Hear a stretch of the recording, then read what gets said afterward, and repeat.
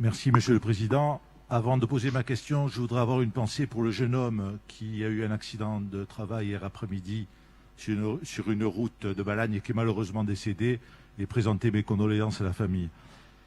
Madame la Présidente de l'Office des Transports, je souhaiterais avoir des précisions sur la nouvelle organisation de la viabilité hivernale de nos routes.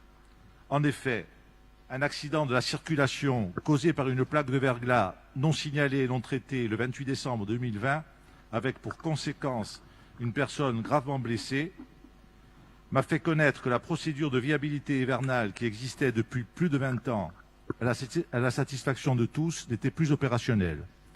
Cette procédure prévoyait, pour la période du 15 novembre au 15 mars de l'année suivante, 2 sorties quotidiennes de patrouilleurs en début et fin de nuit sur l'ensemble de nos routes classées à risque, et ce, quelle que soit la météo. Ainsi, ces patrouilleurs pouvaient signaler le moindre danger pour les usagers et une intervention d'une équipe d'astreinte était déclenchée immédiatement. Il semble qu'aujourd'hui, la mise en place de ces patrouilles ne soit plus systématique, mais corrélée au bulletin météorologique.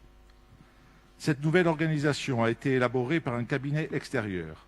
À mon sens, cela aurait pu être évité car tout le monde sait ici que notre collectivité a une grande expérience dans ce domaine et que ce DOVH aurait pu et aurait dû, à mon sens, être réalisé en interne à moindre coût. Les questions que m'inspire ce choix sont les suivantes. Quel a été le coût d'élaboration de ce document? 2. Si, comme on peut le supposer, ce sont des raisons d'économie budgétaire qui ont présidé à ce choix, quel est le gain espéré par notre collectivité? En ce qui me concerne, je considère que le bulletin météorologique sur notre île est un élément bien trop aléatoire pour gérer la sécurité de nos routes. Et il me paraîtrait plus sécurisant pour nos concitoyens de revenir à une organisation qui, depuis de nombreuses années, avait fait ses preuves. Merci, Madame la Présidente. Merci, chers collègues. Donc, la réponse de l'exécutif va être donnée. Je suis présente, Monsieur le Président. Voilà, donc vous avez la parole, Madame la conseillère exécutive. Merci beaucoup. Monsieur le conseiller, merci pour votre question qui va me permettre d'éclaircir certains points, à mon sens, essentiels, et c'est très bien que vous ayez pu les soulever.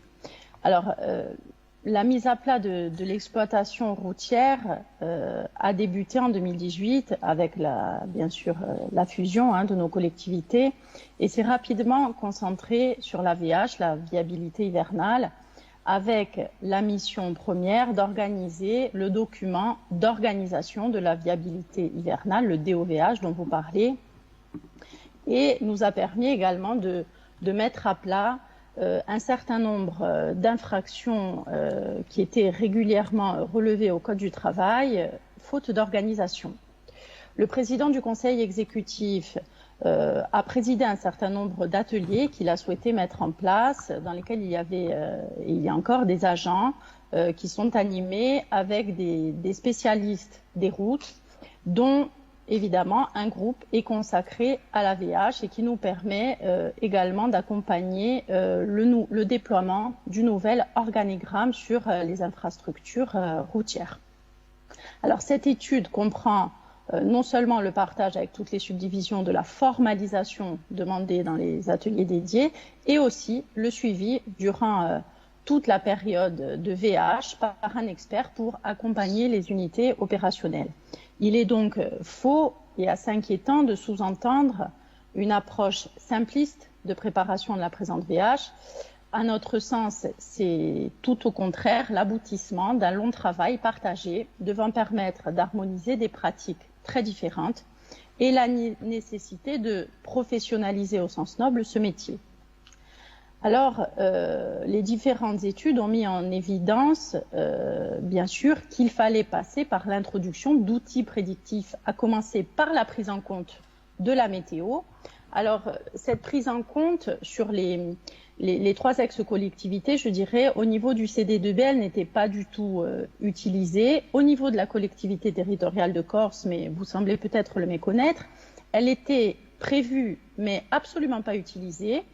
Et pour l'ex-CD2A, elle était prévue et très largement utilisée. Le marché donc prévoyait bien entendu un accompagnement dans la formation de nos cadres pour l'utilisation de cet outil. Alors, en quoi cela consiste? Eh bien, chaque jour, il s'agit de définir la stratégie prévue pour le lendemain, suivant un circuit préétabli. Cela a été fait, je vous le disais, à l'ex-CD2A, prévu à l'ex-CTC. Il y avait un DOVH qui était dédié à cet effet, mais qui n'a jamais été mis en place. Alors, il n'y a donc pas d'amateurisme dans la mise en œuvre de ces procédures. Je pense qu'il est vraiment important de comprendre qu'aujourd'hui, nous sommes toujours dans une phase d'organisation. Il y avait 3 méthodes de travail à remettre dans les circuits pour qu'on puisse harmoniser et que nos agents puissent tous travailler de la même manière. Et je suis assez surprise par cette remise en cause permanente et cette suspicion à laquelle nous devons faire face systématiquement. Et cette question orale en est la preuve. Elle fait suite, je crois, chers collègues, à une mise en cause sur les réseaux sociaux, alors même, je parle de l'accident, qu'il y a un rapport de gendarmerie qui est en cours, une enquête en cours, et je crois que nous avons tous, dans le cadre de l'hémicycle, en tant qu'élus, un devoir de réserve envers nos agents, envers les personnes qui ont eu cet accident, et je les salue et je les avais d'ailleurs contactés téléphoniquement puisque nous les connaissons pour avoir de leurs nouvelles. Mais je pense qu'il faut vraiment être vigilant, surtout pour nos agents. Nous avons un devoir de réserve parce que la question, quelque part, cette question orale, est-ce qu'on doit conclure qu'en cas d'événement grave qui pourrait impliquer nos cadres ou nos agents, aucune confidentialité ne serait garantie? Est-ce que cela est normal? Je vous pose la question et je trouve que la formulation est assez inquiétante. Nos cadres, nos agents méritent d'être rassurés dans l'exercice de notre mission, dans leur mission de service public. Et c'est un devoir que nous devons partager tous ensemble. Un petit rappel, mais je pense que vous devez en être informés. Je pense qu'il est important que nos collègues le soient également s'ils ne le sont pas déjà. Un petit rappel du rapport d'observation définitive de la Cour régionale des comptes sur les heures supplémentaires et sur le travail que nous avons eu à mener. Ce rapport précise, en ce qui concerne la période 2010 à 2013, le système déclaratif actuellement pratiqué à la collectivité en l'absence de réel contrôle explique l'augmentation de 109% des heures supplémentaires. Le coût de ces heures est ainsi passé de 277 000 € en 2010 à 487 000 en 2013, soit près de 76% d'augmentation. Donc cela peut représenter jusqu'à 62% de la durée annuelle maximale du temps de travail, ce qui signifierait que les agents concernés travailleraient plus de 12 heures par jour et n'auraient pas un jour de congé sur l'année. Donc je pense qu'il est important de comprendre d'où est partie aussi la nécessité de ce travail. Je pense qu'aucune révolution n'a été engagée. Il s'agit de l'application claire de directives pour tenir compte d'un contexte réglementaire général.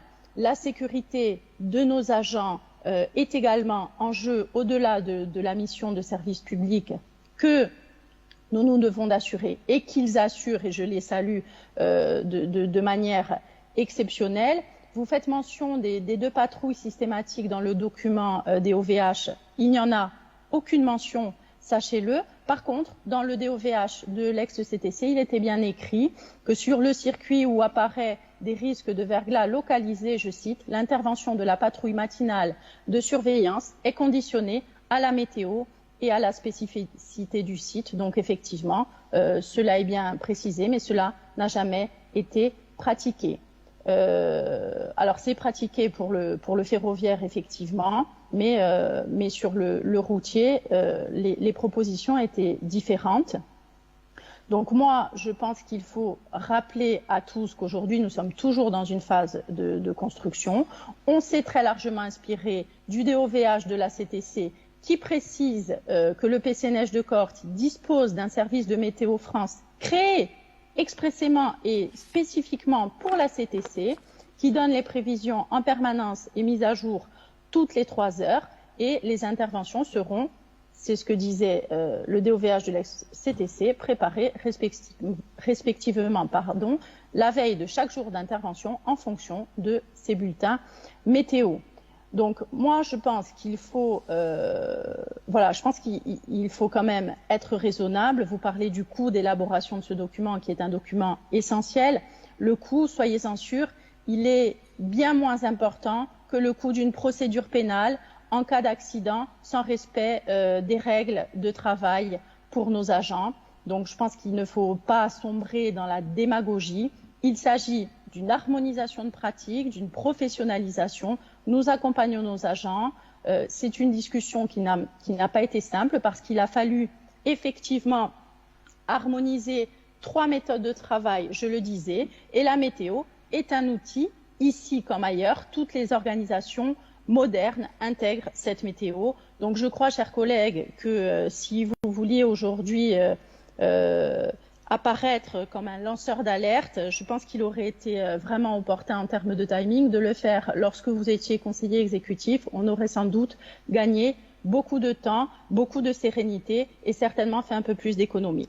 Je vous remercie, Monsieur le Président. J'en ai terminé.